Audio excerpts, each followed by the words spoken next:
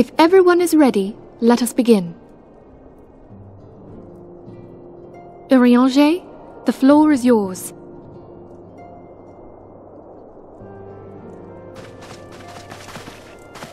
As all here assembled now know, in its final hours as our Order's headquarters, the waking sands did play host to a most unexpected visitor.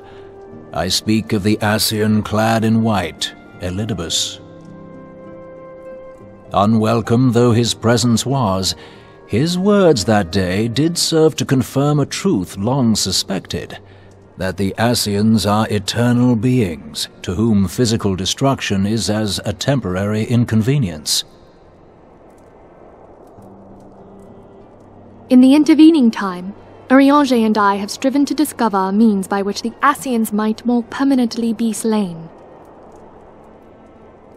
And 'tis my belief that we have found the thread that will allow us to unravel the twisted skein of their existence.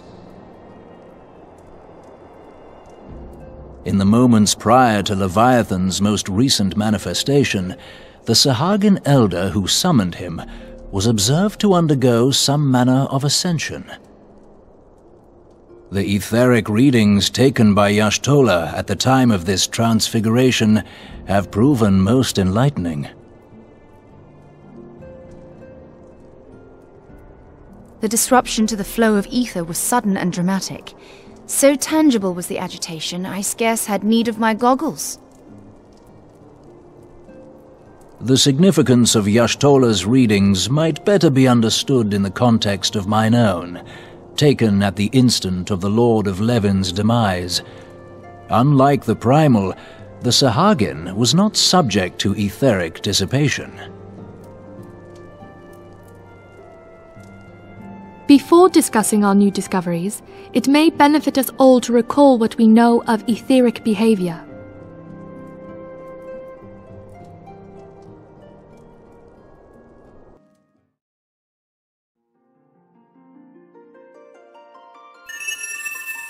Let us begin at what some might call the end. When we who dwell in the material realm die, our spirits dissolve into the flow of ether and are returned to the ethereal realm. In turn, the restless energy which suffuses that plane streams back into our world, giving rise to new life. 'Tis as the heavens did decree, the way of all mortal souls. Twixt this world and the next do the ethereal currents swirl, bearing the very essence of life. Thus doth the cycle of birth, death, and rebirth continue unabated.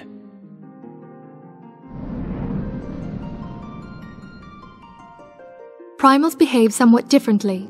In order to manifest and then maintain a physical presence in this realm, they must consume vast quantities of ether, most often in the form of crystals. Though they may seem to live, their flesh is but ether given shape.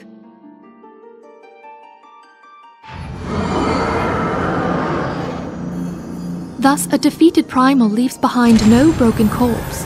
Rather, the essence of its form seeps back into the land whence it came, and the energy of its shattered spirit is called back to the ethereal realm.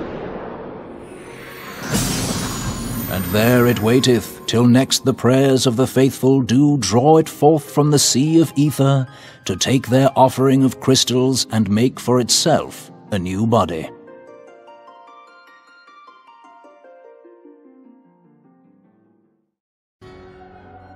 Which brings us on to the third group, the so-called immortals. They exist in a manner all their own. Quite. Even as the Sahagin elder fell to the Admiral's musket shot, I witnessed the release of an ethereal cloud, which immediately took possession of a nearby minion. A soul that dissipateth not upon the death of the flesh. The secret of life everlasting, and in the claws of a Sahagin no less. But I wonder, what would happen to one of these obstinate spirits should there be no suitable host for it to claim? If mortal death entails a return to the ethereal realm, It seems doubtful that the soul of an immortal would venture there. Nay, it merely withdraweth a distance, unto the shore of the ethereal sea, perchance, but no further. Yes, it exists in neither this realm nor the next, abiding instead in the space that lies between them. The Ascians took control of Thancred by means of a crystal of darkness, an artifact which, if our theories are correct, serves as a gateway to the place I have just described. I was hoping people had forgotten about that. I am sorry, my friend. For a mercy, the weary road of our research hath brought us unto an answer. The Sahagin ascended to an immortal state, but he did not possess a crystal of darkness through which to flee this realm. Thus was he consumed by Leviathan. If we could entrap the spirits of defeated Ascians in like manner, and thereby deny them resurrection...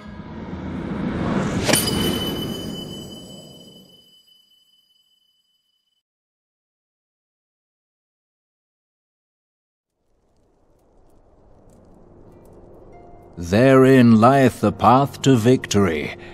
Thou art most perceptive, my lady. Only when we have trapped the bodiless soul within an ethereal prison can we hope to defeat its unnatural constancy. Thus might even an eternal paragon be consigned to oblivion. These feats are, of course, far easier said than done. At present, we lack a viable means to entrap and extinguish an Ascian soul. Yet, I believe it to be possible. The pieces of the puzzle lie before us. We have but to put them together.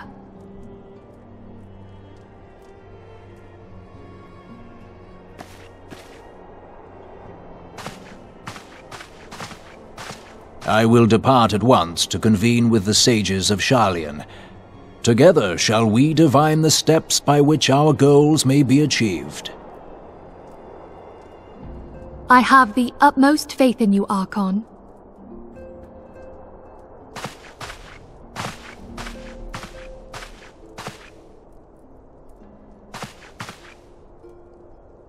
Beg pardon, antecedent, but I would raise one final matter. Even now, a Sharlayan survey party seeketh to ascertain the fate of the students of Baldessian. Their findings shall soon be known to us. Though you harbor feelings of dread, I bid you surrender not to sorrow, but abide instead in hopeful prayer. I shall, Archon. Thank you.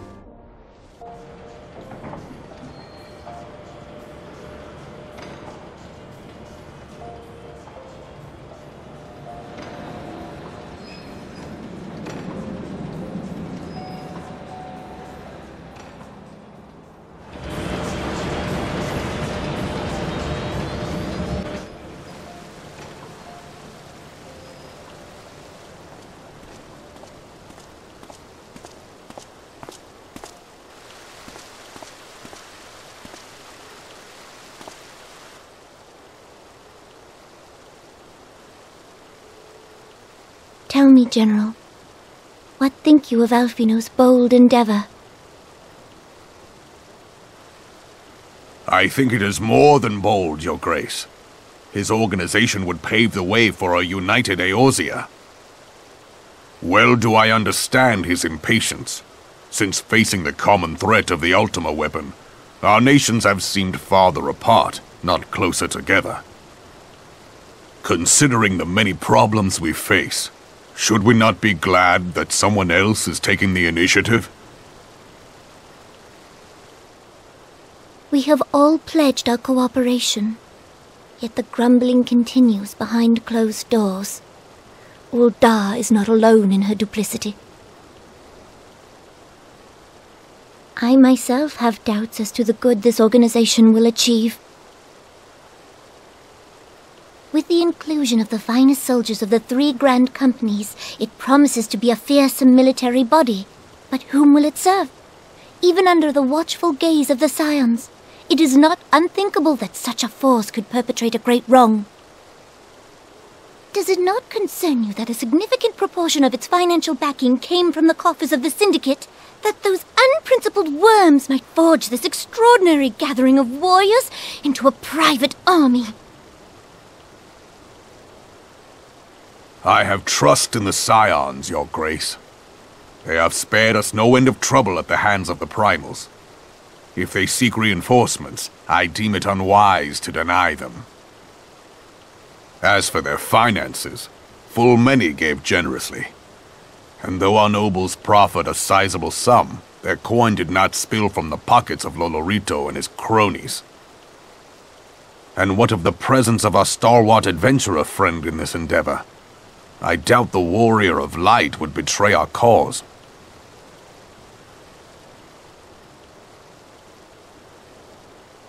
Yes, there is that, I suppose. Yet I have known people to change. Whether we will or no, the events of the age hurl us this way and that, like a dust devil skipping across the sands.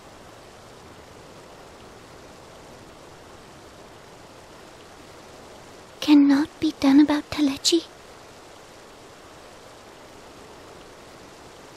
I have explored all avenues available to us, Your Grace. But as Ul'dah law now stands, we lack the evidence to convict him of any crime. To arrest him on spurious grounds would only play into his hands.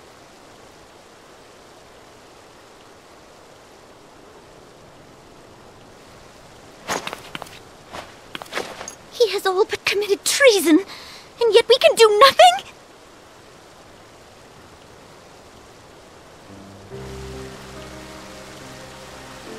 Then what good our government?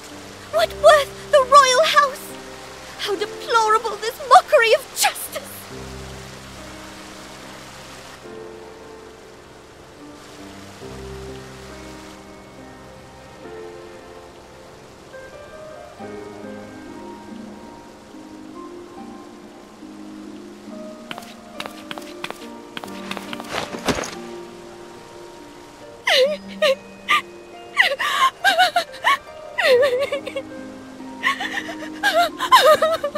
Have faith, Your Grace. It is not over.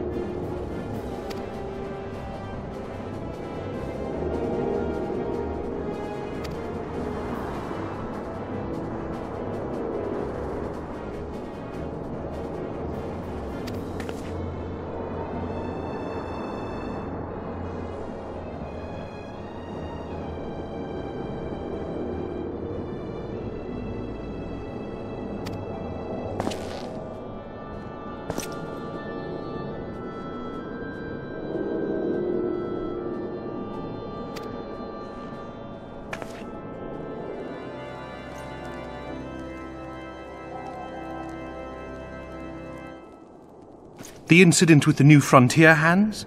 No, you need not elaborate. I have been following their progress with no small amount of interest. Brave men and women all. They do our nation a great service. The existence of a fortified outpost in Mordona will do much to dissuade the Empire from trespassing on Kurthus soil.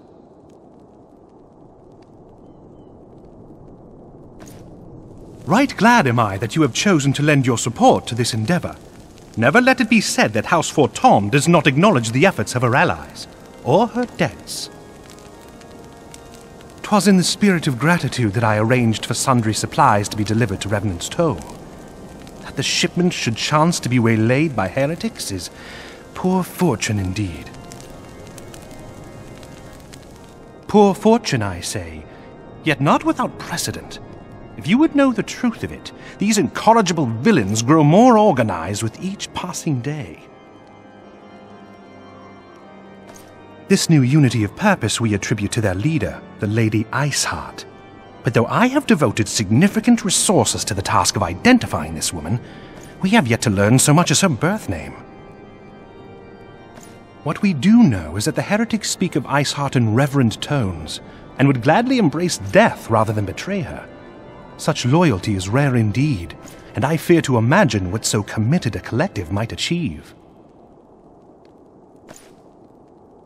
The brigands have not yet been so brazen as to risk direct confrontation here in Dragonhead.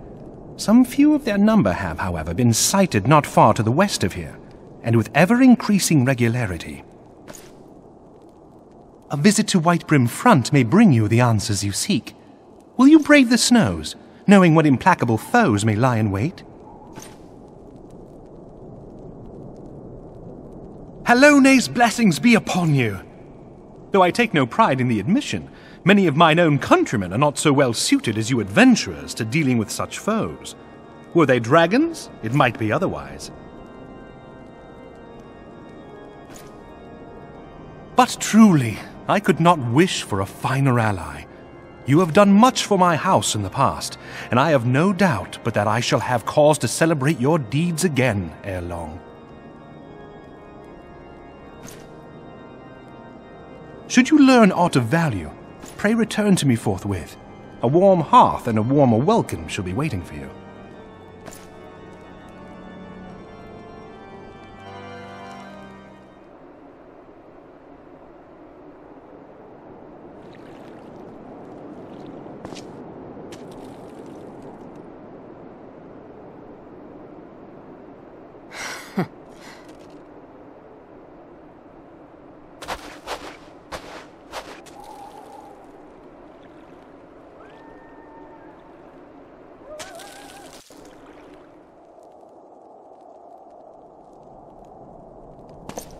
Your return is most timely. Of their own accord, my thoughts had turned to your task and the progress thereof. I confess my imaginings tended toward the grim and bloody.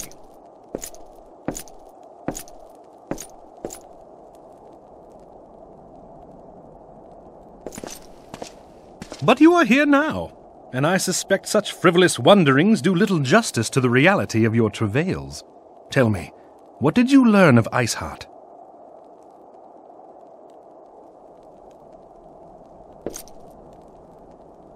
Indeed, and this transpired at Snowcloak? Of all the highlands, that towering wall has borne the worst of the region's brutal shift in climate. So inhospitable has Snowcloak become that we have still to survey the area in its entirety. Could its frozen heights conceal the heretics' hideaway? Mayhap a more robust reconnaissance effort is in order. Putting such considerations aside for the moment, we still know far too little of this Iceheart. That she is capable of commanding such a band of fanatics bespeaks natural authority, and no small measure of charisma. As much as I would like to fathom this mystery with you, the situation has grown beyond my personal purview. I am bound by duty to inform the Temple Knights and request that they bring this matter to its conclusion. Giving the glowing reports the new commander has garnered thus far, I am certain that they can be relied upon to take appropriate action. Though Iceheart's true identity yet eludes us, you have provided us with a point from which to begin. Sometimes it takes but a single stone to prompt an avalanche. On the matter of the stolen provisions, I have already made arrangements for a second shipment to be sent to Revenant's Toll. I could not well allow such an honorable venture to be undermined by one miserable setback.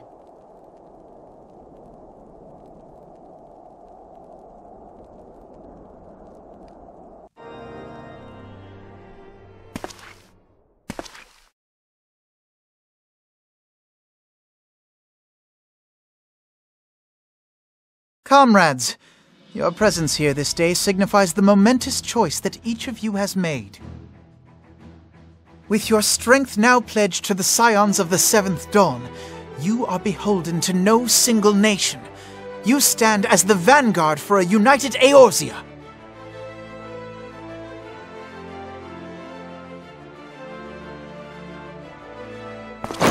From this moment forth, I declare you Crystal Braves. Let us mend this fractured realm and face our enemies as one.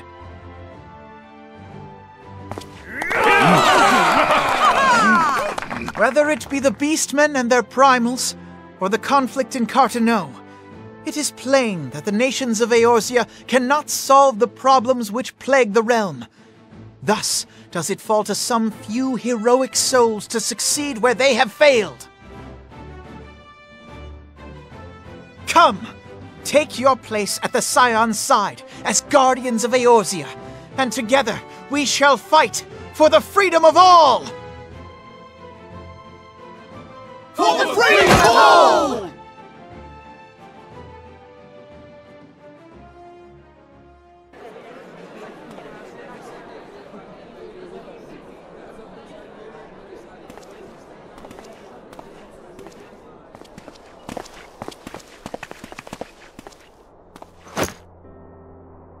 A rousing speech, Alphinaud.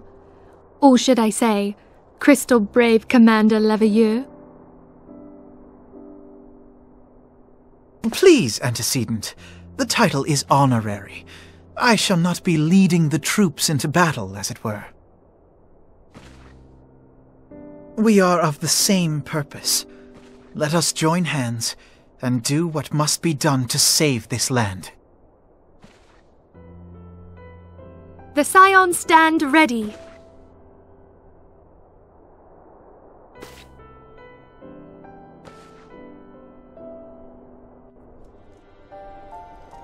I'm eager to see what the Crystal Braves might accomplish.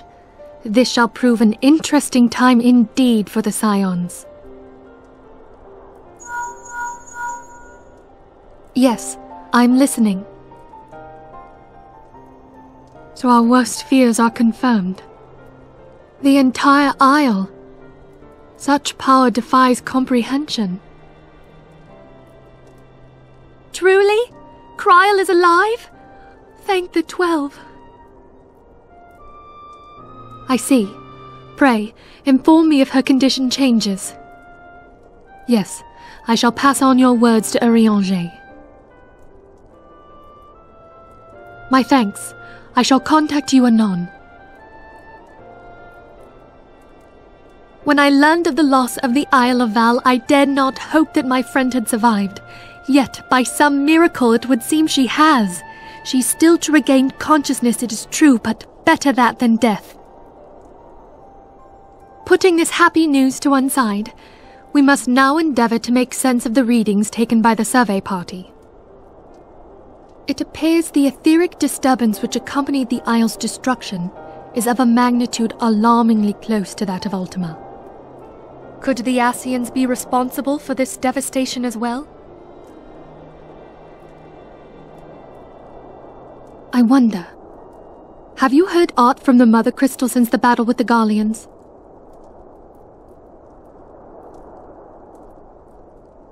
Then she speaks to neither one of us. Heidelin's silence portends naught but ill, I fear. Louis Soir, I pray you yet watch over us.